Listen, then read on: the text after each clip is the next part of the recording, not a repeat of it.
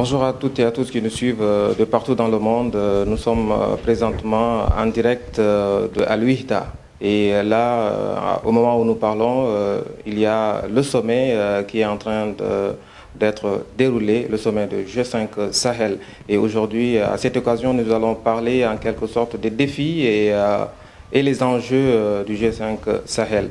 Et nous avons le plaisir de recevoir des sommités, des chercheurs qui excellent dans le domaine surtout de la sécurité et du développement de manière générale dans le Sahel. Et là, on a le docteur Ahmad Yacoub Dabio, président du Centre d'études pour le développement et la prévention de l'extrémisme, et qui est à ma gauche. Et on a Abbami Abdou Oumar, qui est politologue, chercheur associé aussi du CDPE, qui est en face de moi. Et à côté, à ma droite, on a Mohamed Kabir, qui est économiste, politologue associé du CDPE aussi. Et nous allons parler, comme je l'ai dit tout à l'heure, au moment où le sommet est en train d'être déroulé par des sommités aussi, par des autorités de la sous-région. Nous allons aussi faire une analyse et puis parler de manière générale des enjeux et des défis et des enjeux du G5 Sahel. Et pourquoi ne pas aussi être dans une vision prospective de parler donc des perspectives donc, de ce G5 Sahel. Et là, le plus rapidement possible, nous allons donner la parole au docteur Ahmad Yacoub Dabio qui va nous faire une brève présentation donc, du G5 Sahel avant d'entrer dans le vif du sujet du débat. Aujourd'hui, le G5 Sahel est en train de faire une sorte d'état des lieux de son parcours, de ses résultats sur le terrain, sachant que malgré les opérations militaires qui se déroulent de temps à autre, le groupe djihadiste développe et accentue la pression sur les États du G5 Sahel. Il s'est avéré que en une semaine, il y a entre 7 et 8 attaques sur le terrain et surtout du côté nord de Burkina Faso. Alors pour parler donc de tous les aspects économiques, nous allons donner la parole à M. Mohamed Kabir qui va nous parler donc du poids économique en quelque sorte du G5 Sahel. Bonjour à tout le monde. Pour répondre rapidement à votre question, vous savez les pays G5 Sahel qui sont au nombre de 5, le Tchad, le Mali, le Burkina Faso, le Niger et la Mauritanie, tous ces pays qui ont une économie très faible, si vous prenez en termes de leur PIB, tous les 5 pays ont environ autour de 65 milliards d'euros en termes de PIB et 83 millions d'habitants pour ces pays. Donc quand on compare le PIB de tous ces pays par rapport à un partenaire stratégique comme la France, ça représente que 2% du PIB de la France. Et aussi en termes aussi de budget, quand vous prenez le budget de tous ces pays, vous avez autour de 15 milliards de dollars, donc soit 8 635 milliards de francs CFA. Donc comparé par rapport au budget de la France, plus de 300 quelques milliards de dollars, donc c'est très faible. Donc tout cela indique que le niveau de sous-développement de G5 Sahel est très marqué, et au-delà de ça aussi la question de la pauvreté, la question aussi insuffisance en termes de ressources, insuffisance aussi en termes d'accès aux services de base. Donc l'économie du G5 comparée par rapport aux certains groupes régionaux, c'est très faible. Donc nous venons de dire, c'est quand vous prenez le PIB de chacun de ces pays, par exemple vous avez le Tchad qui a un PIB de 11 milliards de dollars, le Niger 13 milliards, le Mali 17 milliards, Burkina Faso 16 milliards, Mauritanie 7,4 milliards de dollars. Donc l'ensemble ça fait 65 milliards de dollars. Voilà un peu la présentation en termes de PIB des pays du G5 Sahel. Merci Mohamed Kabir. On voit très bien que le poids économique exactement pour la mise en œuvre donc, de ce programme est assez colossal. On le voit très bien. Vous avez parlé donc du PIB de ces pays. qui sont confrontés à un problème de développement, surtout socio-économique. Et de ce fait, est-ce que cela pourrait avoir donc des impacts surtout sur le déroulement, sur la mise en œuvre sur le terrain de manière pragmatique pour atteindre les objectifs sécuritaires, mais aussi du point de vue du développement. Pour ça, nous allons donner la parole à Abami Abdou Oumar, qui va nous parler en quelque sorte de tout cela, de l'impact en quelque sorte de ce poids économique. Est-ce que ce poids économique aujourd'hui parviendrait à pouvoir en quelque sorte réaliser les objectifs, étant donné que nous allons parler des enjeux, des défis et de manière générale être dans une vision donc prospective donc du G5 de ce programme sécuritaire et qui a aussi donc un volet du développement. Au-delà de tout, on a l'habitude de dire que le problème aujourd'hui donc du G5 Sahel donc transcende même l'aspect militaire, mais il y a une dimension sociale aussi qui est occultée en quelque sorte. Qu'est-ce que vous pouvez nous dire par rapport à ça en tant que politologue? Merci, monsieur Malik. Merci mes co-panélistes, les invités que nous sommes. Merci le cher téléspectateurs qui nous suivent depuis leur bureau, salon. D'autre part, concernant le problème des G5 Sahel, ce qu'il faut retenir, c'est d'abord l'aspect socio-sécuritaire. L'aspect socio-sécuritaire du G5 Sahel a fait que la zone sahélienne est devenue incontrôlable par les pays concernés ainsi que leurs partenaires stratégiques, notamment la force Barkhane. C'est pourquoi on n'arrive pas, depuis l'opérationnalisation des forces Barkhane, à sécuriser ces zones. Cela est dû à la pauvreté des populations de ces 5 pays qui font le G5 Sahel. Et du coup, la sécurisation est compliquée et complexe parce que la zone est immense. On n'arrive pas à couvrir tous les pays et toutes les zones de G5 Sahel. Et comme Kabir et Dr Ahmad l'ont essayé de dire, mais le problème est plus sérieux et plus grave que ça. Lorsque vous avez des espaces regorgeant des ressources naturelles en abondance et que votre population est faible, vous ne pourrez en aucun cas faire face à toute menace, surtout la menace terroriste. Parce que la menace terroriste, c'est une menace qu'on ne peut pas combattre avec les forces militaires. C'est aussi une menace qui nécessite d'être combattue par le développement. C'est pourquoi Dr Ahmad, qui m'a précédé, a parlé d'abord du développement avec un montant faramineux de 15 milliards et sur le terrain, on ne voit même pas les 1 centime de ces sommes investies dans le projet de développement. C'est qu'il y a un problème. Alors pour vous maintenant, donc si je vous comprends bien, c'est le défi majeur aujourd'hui. Oui, c'est le défi majeur. C'est le défi du mal-être de la population. Il faut d'abord... Le défi ici, Malik, il faut le dire, c'est un défi socio-sécuritaire. Il y a la menace et il y a la pauvreté. C'est un défi. Et les facteurs ou les enjeux ici, il faut le dire, les ressources non exploitées, que les forces étrangères sont venues aussi pour ça, tout en se cachant derrière la menace terroriste. C'est un secret de polichinelle. Au Mali, ces derniers temps, les jeunes ont commencé à demander le départ de la France. Le regain des sentiments anti-français, c'est tout à fait normal.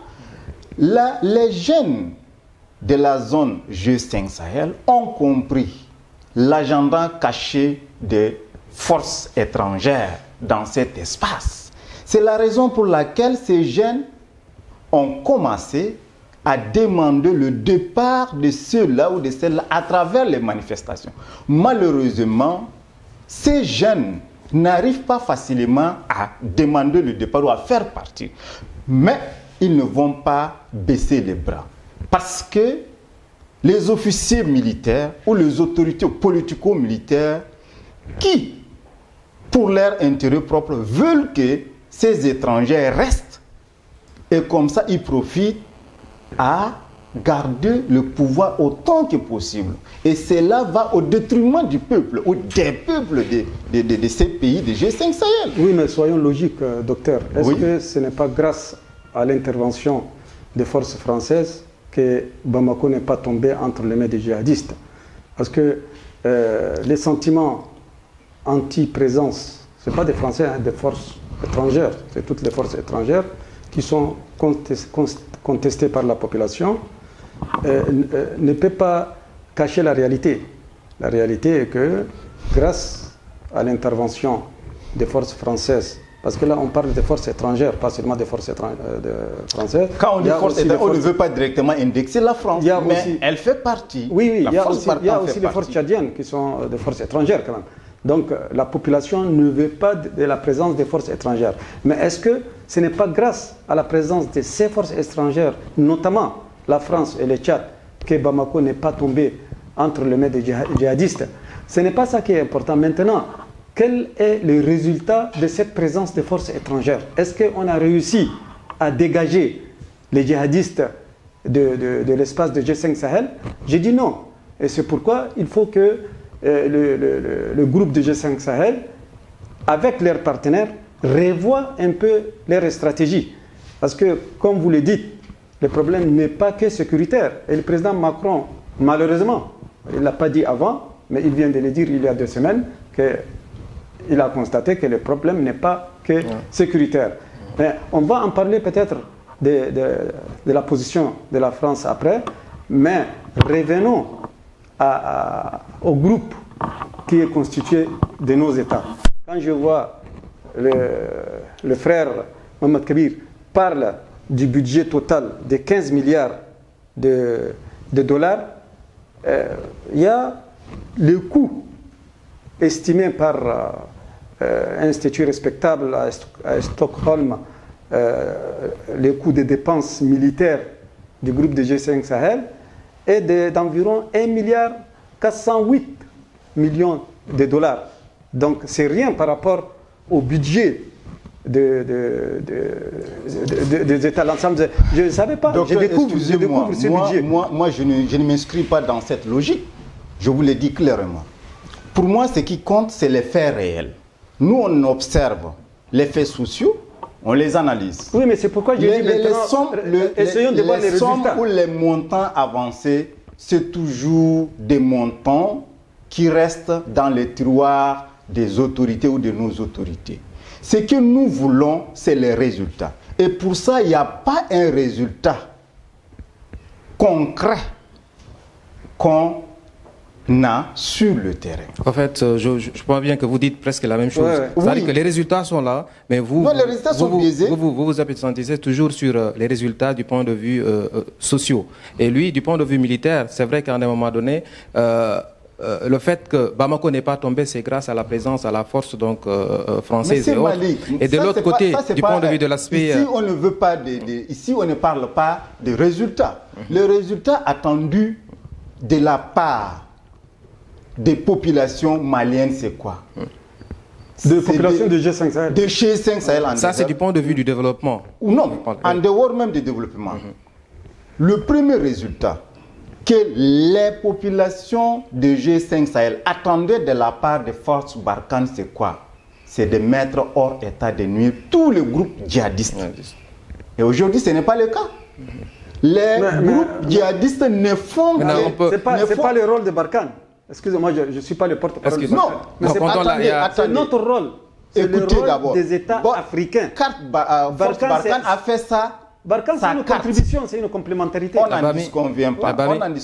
On donne la parole à M. Kabir, en tant qu'économiste, en tant que spécialiste aussi. Vous avez parlé du développement et autres, et de l'impact, en quelque sorte, donc, du G5 du point de vue développement et autres. Je vous comprends bien. Et c'est que le docteur veut faire comprendre. Non, pour docteur, parce que lui, il prend le fait que le président ou la présidence française dit que non, si Bamako n'est pas tombé, c'est grâce à notre intervention. Mais c'est non, ça c'est une réalité que nous avons vécue. Ce n'est pas la présidence française. Non. Donc on donne la parole à monsieur Kabir qui va donner son point de vue. S'il vous plaît, imaginons que le Tchad n'est pas intervenu dans l'espace de lac Tchad. Quelle sera la situation aussi de cette région? Quand le Tchad est intervenu, il y avait Boko Haram qui occupait plusieurs localités. Gambarou, Banki et Maïdougri a été encerclé. Aujourd'hui, on ne peut pas nier ça. On ne peut pas nier l'importance de l'implication militaire tchadienne dans la zone du lac Tchad. C'est une réalité. Mais revenons aux chiffres. Parce que le Niger disait qu'il dépensait 19% de son budget dans l'espace du G5 Sahel. Le Tchad disait qu'il dépense 14%. Mais est-ce que c'est vrai? Je suis d'accord avec toi. Ce sont peut-être des chiffres fictifs. Parce qu'on ne voit pas des résultats réels sur le terrain. Sur le terrain, oui. Sur le terrain, surtout. Et on donne la parole à M. Kabir vous avez entendu cette discussion, ce débat vraiment très intéressant et qui à la fois a fait éclore donc cette dimension sécuritaire, mais cette dimension aussi du développement en quelque sorte. Qu'est-ce que vous en pensez? Bon, je crois que on ne peut pas le rôle de l'intervention française du Tchad et d'autres pays dans la lutte contre l'insécurité. Moi, je parle plutôt de l'insécurité et la déstabilisation de ces États. C'est indéniable. Aujourd'hui, tout le monde sait que sans l'intervention de l'armée française au Mali, dans la zone G5 Sahel, sans l'intervention aussi du Tchad, qui a aussi payé de lourds tributs en termes humains, le Tchad a perdu plus de 100 soldats. Et vous avez aussi, la France aussi a perdu beaucoup de soldats. Et d'autres pays comme le Niger, l'année passée. Donc, tous ces pays ont subi les conséquences vraiment de l'insécurité engendrée par les groupes armés, groupes terroristes dans la zone. D'abord, le rôle de la mission des G5 Sahel, c'est d'abord lutter contre le terrorisme, protéger les populations civiles et assurer la stabilité des États. Ça, c'est vraiment la mission principale des G5 Sahel. Aujourd'hui, on ne peut pas nier, ou on ne peut pas aussi réduire le rôle de la France dans son intervention, parce que cela comporte aussi un coût financier aussi énorme, parce que les opérations militaires comportent des coûts énormes. Tout à l'heure, je viens de citer que l'ensemble des pays des zones Sahel, quand vous additionnez leur budget, vous avez autour de 15 milliards de dollars. Et pour un PIB de l'ordre de 65 milliards de dollars, soit 2% du PIB de la France, qui sont autour de un peu plus de 3 000 milliards de dollars. Donc, tous ces pays ne peuvent pas aujourd'hui eux-mêmes financer les opérations militaires. Le Tchad cela aussi a impacté son budget, aussi aggravé par la crise économique. Donc, le Tchad demande, comme les autres pays, vraiment des ressources financières suffisantes. À un moment, on a parlé, il faut mobiliser autour d'un peu plus de 400 millions de dollars pour financer les opérations de Barkhane. Mais jusque maintenant, les 400 millions d'euros ne sont pas complètement mobilisés. Donc, on ne peut pas un peu réduire ou bien, je sais pas, minimiser vraiment le rôle de l'armée tchadienne, le rôle aussi de l'armée française dans ça. Si ces pays n'ont pas intervenu, je crois que la situation sera encore plus dramatique. L'instabilité va encore toucher beaucoup de zones. Et au-delà de ça, j'ai aussi une autre réflexion. C'est pas par l'aspect militaire qu'on peut vraiment résoudre le problème. Les problèmes sont multiformes. Les problèmes ont aussi d'autres facteurs, d'autres causes. Parce que l'insécurité dans la zone Sahel, avec le problème du terrorisme, il y a aussi des causes lointaines. La guerre en Syrie, la guerre en Irak, qui ont eu des conséquences dans le développement du terrorisme en Afrique, dans la zone Sahel, et la chute aussi du régime de Gaddafi, qui a aussi développé le terrorisme dans la zone Sahel. Après la chute de Gaddafi, en 2011, plus de 20 millions d'armes ont circulé en Libye, et ces armes ont aussi circulé dans l'espace des zones Sahel. C'est des vastes superficies. Donc les États aujourd'hui sont incapables de maîtriser la sécurité, maintenir la paix sans vraiment une force ou bien sans une mutualisation de forces entre ces pays, et surtout aussi le rôle qui est non négligeable de la France dans ce domaine. Maintenant, il faut développer d'autres solutions en marche, vraiment des solutions sécuritaires, c'est-à-dire le renseignement, lutter contre la pauvreté, la misère, l'école, l'absence aussi des ressources importantes pour les populations. Je parle de l'accès à l'eau, à l'électricité, au logement. Donc tous ces facteurs constituent le terreau du terrorisme. Combattre le terrorisme par des moyens militaires demeure encore insuffisant, mais il faut renforcer les autres domaines, les coopérations économiques, parce que je crois que lors de ces sommets, la question du développement des coopérations économiques aussi sera évoquée, et il faut développer ces régions. Vous avez par exemple le Tchad, plus de 45% de la population tchadienne vit en dessous de la pauvreté, la misère, et ces phénomènes touchent aussi les autres pays de zone Sahel. Tout à l'heure, on a parlé que tous leurs PIB additionnés ne dépassent pas 65 milliards d'euros. C'est très minime. Donc, la question de la pauvreté doit demeurer une question centrale. La lutte contre la pauvreté doit demeurer une question centrale dans la lutte contre le terrorisme. Donc, il faut encourager les investissements dans ces pays. Par exemple, au Niger, vous avez les taux de croissance démographique est parmi les plus élevés au monde, comme celui aussi du Tchad. Donc, il faut mener des politiques publiques en faveur de lutte contre la pauvreté, le sous-développement, la question aussi à exploiter aussi les ressources, parce que tous ces pays disposent de ressources naturelles importantes. Le pétrole, les gaz, comme le Niger, c'est un pays qui dispose aussi de l'uranium, du pétrole, du Tchad aussi. Donc il faut exploiter les ressources naturelles afin de développer vraiment ces pays, afin de permettre que ces populations sortent du sous-développement, sortent de la pauvreté, parce que sans lutter contre la pauvreté, tous les phénomènes de terrorisme ont un lien avec la question aussi de pauvreté. Et pour conclure, il y a un autre point aussi important à encourager, à améliorer, c'est la question de la bonne gouvernance. Sans la bonne gouvernance, on ne peut pas améliorer les questions des droits de l'homme. Sans la bonne gouvernance, on ne peut pas améliorer la question de l'alternance. Voilà, pour conclure mon propos, il faut beaucoup insister sur la question de la bonne gouvernance. Sans la bonne gouvernance, on ne peut pas améliorer les questions des droits de l'homme. Sans la bonne gouvernance, on ne peut pas assurer l'alternance. Sans la bonne gouvernance, on ne peut pas aussi assurer la sécurité des populations et la bonne gestion économique et tout ça. Donc la question de bonne gouvernance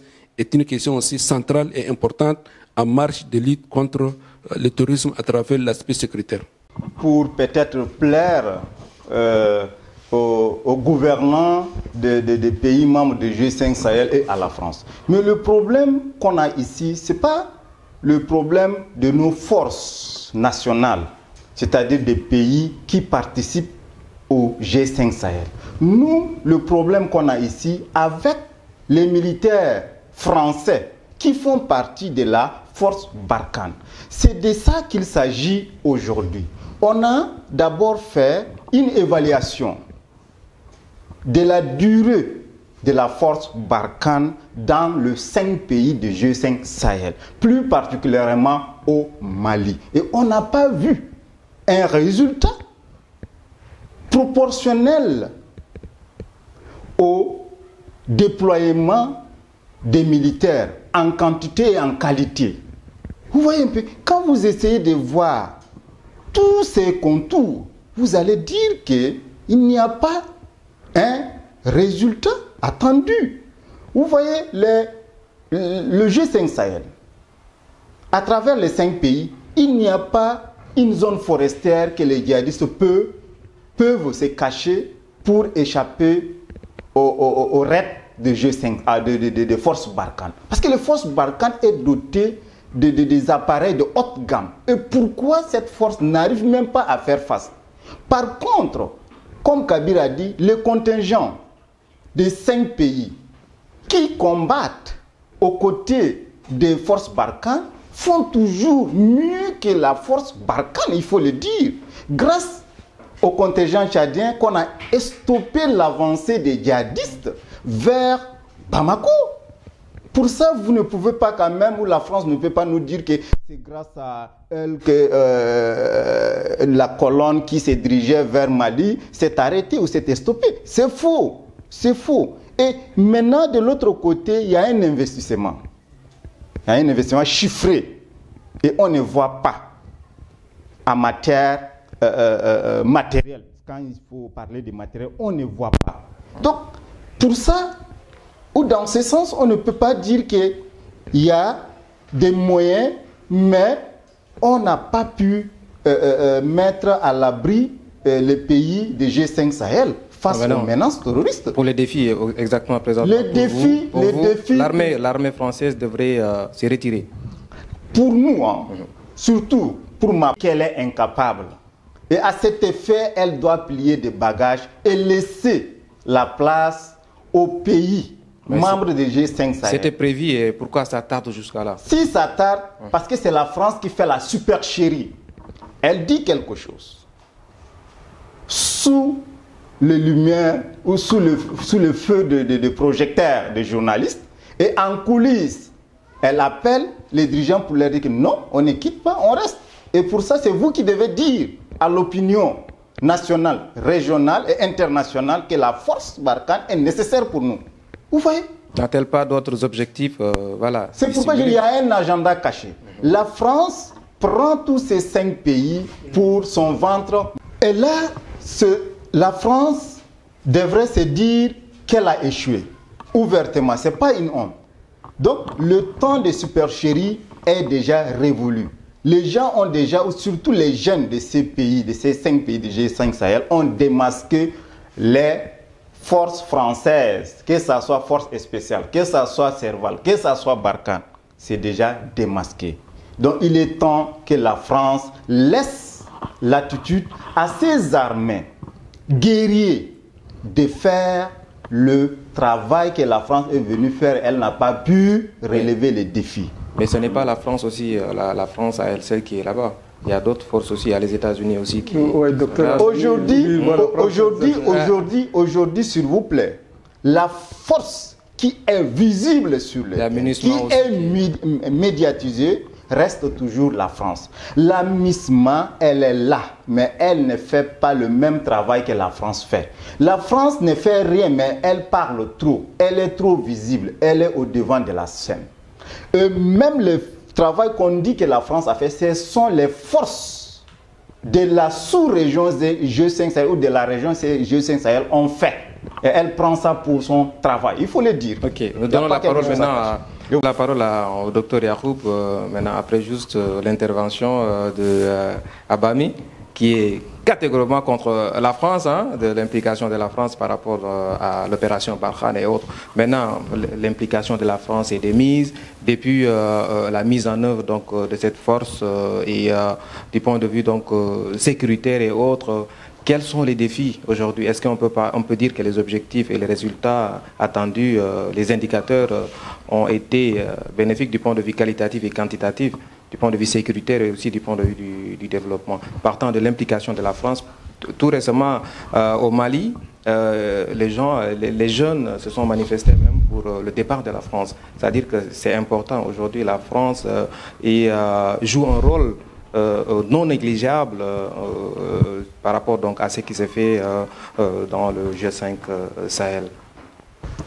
Moi, je rejoins Dr Abami sur une partie de ce qu'il a dit, en disant que les forces françaises Barkhane ont échoué. Je suis tout à fait d'accord, mais moi je dis que c'est même le G5 qui a complètement échoué, y compris l'opération Barkhane.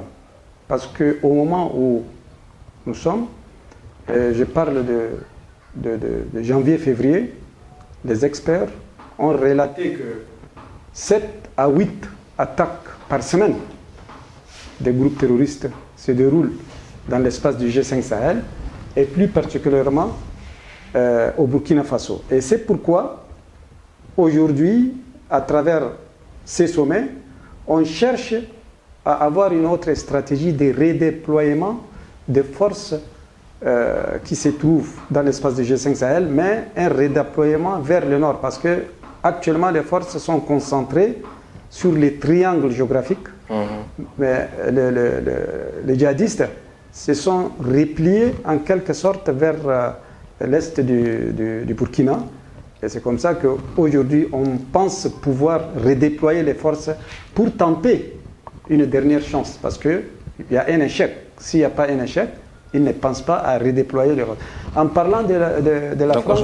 aujourd'hui, au moment où ils sont en train de discuter de tout cela, le périmètre pourrait s'élargir du côté du Sénégal, du côté de la Côte d'Ivoire. Il y a deux aspects. En parlant de la France, malheureusement aujourd'hui il n'y a pas un porte-parole de la France qui peut vraiment s'exprimer mieux que nous sur cette affaire, mais d'une manière visible en tant que chercheur, moi j'ai dit que la France, sa position n'est pas très claire par rapport à l'opération Barkhane, parce qu'elle est entre l'enclume et le marteau, elle est dans l'embarras, elle ferme les yeux par rapport à ce qui se passe au niveau des droits de l'homme, les violations des droits de l'homme, la corruption, les détournements, la malgouvernance. La France, on dirait qu'elle est obligée de fermer les yeux pour ne pas froisser ses partenaires, et encourageant la percée des Russes, des Chinois, des Turcs qui sont déjà aux aguets pour investir cet espace. C'est pourquoi la position de la France ne paraît pas très claire. Elle est ambivalente. Quelquefois, on dit qu'elle veut des gages politiques et militaires, et c'est l'objectif dans ce sommet. La France, pour revoir sa position et son dispositif militaire, les redéploiements, des fois elle parle de redéploiement, des fois de retrait, des fois d'ajustement, des fois... Mais on trouve que la France n'est pas très claire dans sa position. Mais il faut comprendre que l'option militaire à elle seule n'a jamais résolu un problème. On peut prendre l'exemple des États-Unis d'Amérique, la plus grande nation militarisée en Afghanistan.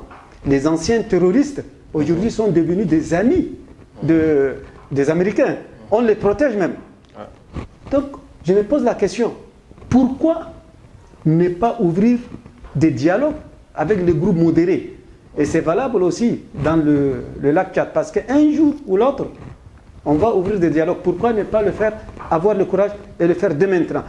Sur ces points aussi, la position de France n'est pas claire, parce qu'elle dit qu'elle ne veut pas de négociations avec les terroristes. Au moment où elle a déjà négocié pour la libération des otages en donnant une grosse somme. Ça n'est pas à elle de vouloir négocier ou pas. La France, elle accompagne présentement tout ce qui s'est fait. Oui, mais sa position maintenant... La France, elle est un agent double. Elle est en même temps partenaire des États qui combattent les terroristes. Elle est aussi partenaire des djihadistes. Il faut le dire. Sa position maintenant est claire en disant qu'elle ne négocie pas. Et si la France refuse de négocier, aucun de ses partenaires ne peut hausser le ton et dire « je vais négocier ». Mais comme je l'ai dit, l'option militaire à elle seule n'a jamais résolu un problème, surtout en ce qui concerne le terrorisme. Il faut l'accompagner par des actes de prévention, comme les dialogues. Il faut avoir le courage de le dire, et dialoguer, ouvrir des négociations avec ceux qui sont modérés, pour pouvoir diviser les terroristes. Et en même temps, élaborer une stratégie pour encadrer notre jeunesse à partir des bas âges. Il ne faut pas attendre que nos enfants demain se radicalisent, soient extrémistes, pour chercher à les déradicaliser. Et c'est pourquoi, moi j'ai dit, il faut introduire dans les écoles primaires, dans les écoles maternelles même, une sorte de matière d'encadrement de nos enfants à partir des bas âges, parce que le fait d'être différent sur le plan géographique, sur le plan social, politique, économique, etc., c'est une richesse en soi. Ce n'est pas un handicap, et il faut commencer à partir dès maintenant pour encadrer, inculquer à nos enfants cette richesse. Ça, c'est... Il y a un point très important. Il y a les choses. comme je dis, la gouvernance. Il y a une semaine, je vous ai dit déjà, docteur Bami, votre collègue qui est en mission avec nous, est venu dans le bureau pour me dire que j'ai décidé demain d'aller avec toute ma famille, nous sommes 20, aller en Libye. Et je lui dis pourquoi? Il m'a dit, je trouve rien à Libye. Lui, son père, sa femme, sa maman, ses frères, ses sœurs, 20 personnes. Et des cas comme ça, il y en a beaucoup. Donc comment on va essayer de réguler cet exil de la jeunesse? Docteur, excusez-moi, ce que le docteur dit revient toujours à jeter la faute à la France. Si aujourd'hui, ces pays subissent ces genres de problèmes, c'est grâce au soutien des Français à ce régime. Parce qu'il est difficile de comprendre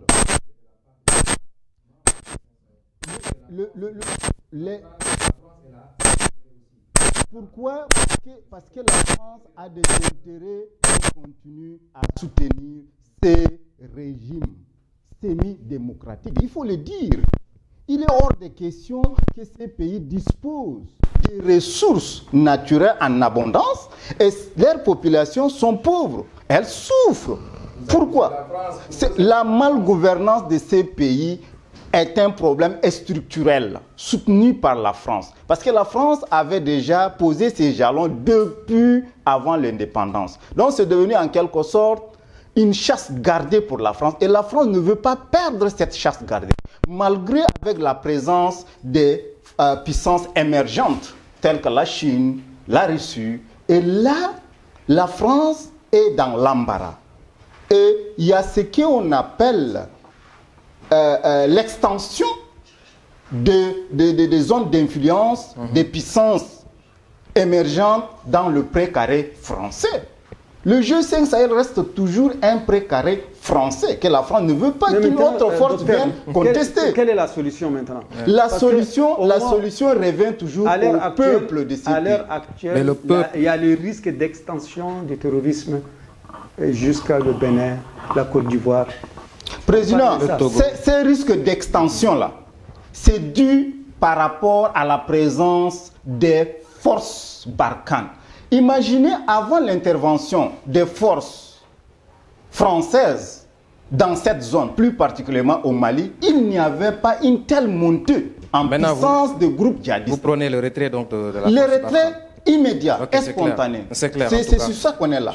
Il est hors de question. Vous êtes là, vous dites que vous faites les ménages, et par contre, le groupe ne fait que devenir puissant. En tant que politologue, vous prenez le retrait de la force Barkhane. En tant que panafricain, politologue et panafricain dévolu. Qu'est-ce que vous pouvez dire à ces chefs d'État qui sont dans le G5 Sahel et actuellement ils sont en train de discuter de toutes ces problématiques-là? Ce qui se passe à l'instant, vous prenez ce que nous proposons à nos chefs d'État qui se trouvent à l'instant T dans la salle du sommet, c'est d'écouter leur peuple. Parce que le peuple pleure. Les larmes de ce peuple ne font qu'écouler. Et la solution n'est pas d'écouter en faisant la solution n'est pas militaire. D'écouter pour faire des plaidoyers auprès de leur maître, la France. S'il vous plaît, quittez. Nos peuples sont fatigués de vous. Là, vous êtes au sommet stratégique. Le docteur tout à l'heure a parlé donc, des éléments du point de vue interventionniste. Il a parlé donc de la prévention, il a parlé donc de la lutte prévention. La pauvreté. La prévention vient quelque chose en avant. En aval, pardon. Donnons la parole à pourquoi la France, on ne sait pas sa position? C'est une position interventionniste? Oh, c'est une position mainteniste? Il y a une position ambivalente. On n'arrive pas à comprendre. Vous ne comprenez, pour ça, retrait immédiat. Nous, on veut le retrait total de cette force en Afrique. Non, c'est clair. Pour vous, la France devrait donc sortir du jeu. Dès que la France se retire, vous verrez, on serait à l'abri de toutes ces menaces. Attendons de voir au sortir de ce sommet, la France, elle va se retirer ou pas? Mais il ne faut qu'écouter. D'accord. Le sommet n'a jamais répondu aux attentes des deux peuples. Prenons l'exemple de la lutte contre la pauvreté et de la famine. Ça fait 50 ans, 70 ans qu'on prétend lutter contre la pauvreté, contre la famine. On organise des réunions des conférences, des ateliers, des séminaires, on dépense des milliards et le résultat aujourd'hui c'est quoi? On s'enfonce de plus en plus dans la famine et dans la pauvreté.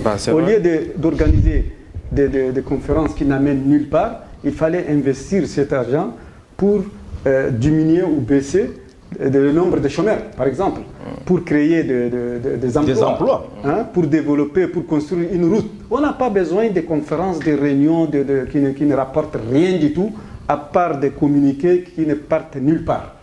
Les pays sont extrêmement riches en sous-sol et autres, et malheureusement, leur peuple souffre. Les richesses sont devenues le synonyme de malédiction. C'est clair en tant que politologue, on comprend. Maintenant, on va donner la parole à M. Kabir.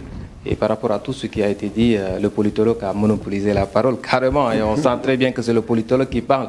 Et il est contre la France, en tout cas c'est clair. Il faut que la France se retire. Maintenant, qu'est-ce que vous en pensez par rapport à tout ce qu'il a dit?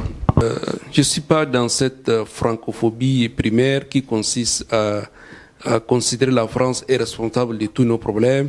Si on a un mot de tête, c'est la France qui est responsable. Si on mange mal, c'est la France qui est responsable. Si on n'a pas l'électricité, c'est la France qui est responsable. Si on gère mal nos pays, c'est la France qui est responsable. Je crois que nous devons sortir de cette caricature qui, je pense, que ne peut pas amener des solutions vraiment à nos problèmes. Demander aujourd'hui le retrait de la France dans les forces Barkhane, groupe G5 Sahel, je crois que c'est mal connaître la situation actuelle, c'est mal connaître aussi les défis sécuritaires que ces pays sont confrontés. Imaginez aujourd'hui quel pays de ces groupes de G5 Sahel dispose des moyens aériens, parce que combattre le terrorisme, combattre le groupe armé, c'est pas seulement les forces terrestres, mais il faut avoir aussi des forces aériennes. Aujourd'hui, quel pays de G5 dispose des moyens aériens pour la surveillance de toutes ces bandes des pays sahéliens? C'est plus de 5 millions de kilomètres carrés. Donc nous ne disposons pas de ces pays. Soyez un peu aussi réaliste par rapport vraiment à cette question. Et de deux, même pour nos forces terrestres. Là aussi, quels sont aussi les pays qui disposent des meilleurs équipements militaires suffisants pour faire face, lui seul, pour surveiller plus de 5 millions de kilomètres carrés? Aucun pays ne dispose de ça. Et aujourd'hui, même, regardez un pays comme le Niger. L'année passée, à chaque attaque, plusieurs soldats nigériens, maliens sont tués. Parfois, ils n'ont même pas les moyens même pour ressources humaines, c'est-à-dire que les moyens humains pour surveiller, pour avoir des informations, ils ne disposent pas. Donc, n'ayons pas, essayons être réalistes par rapport au problème actuel. Le retrait des forces françaises, c'est pas une bonne idée, c'est pas une solution pour faire face à ça. Mais nous demandons à ce que les moyens soient encore mutualisés davantage. Il faut que les pays concernés s'investissent davantage. La France n'est pas le gendarme de l'Afrique. La France n'est pas la police pour nous assurer notre sécurité, notre paix. D'abord, la question c'est quoi? Il y a une faillite même de l'élite africaine. Il y a même une faillite, pour ne pas dire, il y a une faiblesse même de nos États, pour ne pas dire la faillite de nos États. Et tout ça, c'est pas seulement la France qui est responsable. D'abord, c'est nous-mêmes. Nous sommes indépendants depuis 1960. Et on n'arrive pas à gérer nos États. On n'arrive pas à assurer la bonne démocratie. On n'arrive pas à assurer la bonne gouvernance. Même si le rôle de la France, dans certains cas, on peut comprendre. La France, par rapport à sa politique étrangère, peut intervenir pour défendre ses intérêts, ou bien c'est un régime. La France ne fait qu'empirer la situation. C'est grâce à elle que les choses n'avancent pas. Donc aujourd'hui, les forces vraiment de Barkhane doivent être mobilisées autour de 5000 militaires. Aujourd'hui, la France a un peu plus 1500 à 2000 dans l'ensemble de ces pays. Donc, sans la présence ou bien sans le soutien de la France pour ces pays, je crois que la menace sera encore plus développée, l'instabilité sera beaucoup développée. Moi, je suis pas de nature pessimiste, mais soyons réalistes aujourd'hui par rapport à la situation actuelle. La France demeure un partenaire stratégique dans la lutte contre le terrorisme, l'instabilité de nos régions. Mais je crois que cela nous va servir de leçon pour que nous-mêmes, on va s'approprier vraiment avec des moyens efficaces pour lutter, pour assurer notre sécurité. La France, aujourd'hui, participent, mais payent aussi de lourds tribut en termes coûts financiers, en termes aussi des morts de ces soldats. Et le gouvernement français aussi a des responsabilités devant aussi le peuple français. C'est avec l'argent du contribuable français qu'aujourd'hui l'armée française intervient dans nos États. Donc moi je ne propose pas un retrait immédiat de l'armée française dans l'opération de Barkhane, mais il faut que nos États aussi s'investissent de façon efficace. Nous avons nos responsabilités. Je vais finir. Votre point de vue, je vais laissez-moi finir. Faut pas nous voiler Laissez. Vous dites que vous êtes réaliste, alors que vous ne réalisez pas les faits réels. Laissez-moi finir. Si aujourd'hui, au Mali, vous trouvez un groupe djihadiste qui vient attaquer un poste de militaires en moto accompagné d'un véhicule blindé, alors que nos forces de défense et de sécurité n'arrivent même pas à en avoir. Aujourd'hui, je suis désolé. Ces véhicules blindés, mais d'où sortent ces véhicules blindés? Mali est un pays enclavé. Mali n'a pas un port. Le sujet n'est pas la France. Non, le sujet n'est pas la France. Mais lui, il a fait carrément d'évaluer les résultats. Il a dédouané la France. C'est pourquoi je ne suis pas d'accord. Notre discussion, c'est autour d'évaluation du résultat du G5 Sahel, qui est créé en 2014. Aujourd'hui, nous sommes en 2021. Et au moment où il y a un sommet à N'Djamena, notre sujet, c'est l'évaluation. Ce n'est pas la France, c'est vrai. Docteur, qui est G5 Sahel? C'est la France. Il faut dire la vérité. Maintenant, la faille provient aussi de nos États. On en disconvient. La corruption, on est d'accord. Les détournements, d'accord. L'injustice, oui. Le non-respect des droits de l'homme, le chômage. Est-ce que c'est la France? Est-ce que c'est la France? Non, il faut revenir vers directement la réalité. La France est impliquée dans ça de manière indirecte. Si la France ne soutient pas nos régimes qui se perpétuent au pouvoir depuis plus de 30 à 40 ans, on n'aurait pas tous ces problèmes. C'est la France qui fait à ce qu'on soit dans cette situation. La France a une part de responsabilité parce que pour ne pas faciliter la percée d'autres forces étrangères comme la Russie, la Chine, la Turquie, qui sont aux aguets, la France elle est dans l'embarras des choix. Elle est obligée soit de fermer la bouche en voyant ce qui se passe, les détournements, la corruption, les violations des droits de l'homme, l'absence de démocratie participative, ou bien taper les poings sur la table et faciliter la percée d'autres forces étrangères. Ça, c'est un sujet, on n'en disconvient pas. La France a une part de responsabilité. Grande part de responsabilité. Oui, d'accord, une grande part de responsabilité. On a vu en Côte d'Ivoire, on a vu en Guinée-Conakry. La France a dit qu'elle ne reconnaît pas les élections. Et en Côte d'Ivoire, elle dit qu'elle reconnaît. Et au Tchad, ceux qui sont là aujourd'hui dans la salle de ces sommets-là savent très bien s'ils sont au pouvoir, c'est grâce à la France. Et c'est le moment où jamais... Mais qu'est-ce qui mine la confiance entre nos États et les citoyens? Ce sont ces failles-là. Oui, c'est eux qui sont à renouveler leur confiance à la France. Je vais finir mon propos. Je n'ai pas fini. Kabila, s'il vous plaît, arrêtez de dévoiler la France. Je n'ai pas. Essayons aussi d'écouter l'autre quand il parle. On vous écoute. Voilà, donc vous avez le plein droit d'être contre la France, contre la portée étrangère de la France, c'est votre droit. Mais laissez-moi aussi ce droit de m'exprimer et aussi de présenter mes analyses et mes réflexions. Pas que la force de G5, c'est la machination de la France. On vous laisse la parole. Attendez, je ne pense pas que nous sommes dans un parlement panafricain. Voilà. De toute façon, c'est très simple. Aujourd'hui, c'est de façon très simple. Il y a une faiblesse de nos États et, pour ne pas dire une faillite de nos États, de nos élites face vraiment aux problématiques, face aussi aux problèmes de développement de nos États. On ne peut pas, comme je viens de dire, on ne peut pas à chaque fois, quand on a un mot de tête, c'est la France qui est responsable. Quand on mange mal, c'est la France qui est responsable. Non, je ne suis pas dans cette francophobie primaire. Donc soyons réalistes et regardons les choses telles qui se présentent. La présence de l'armée française, pour le moment, c'est nécessaire et indispensable. Mais je ne suis pas de ceux qui pensent que la France doit avoir une présence permanente sur nos territoires. Mais par rapport au contexte d'aujourd'hui, c'est-à-dire la menace terroriste, il ne faut pas la minimiser, ne pas aussi sous-évaluer. On connaît très bien aujourd'hui les conséquences du terrorisme dans le Proche-Orient, en Irak. Je viens de parler de la chute du régime de Kadhafi.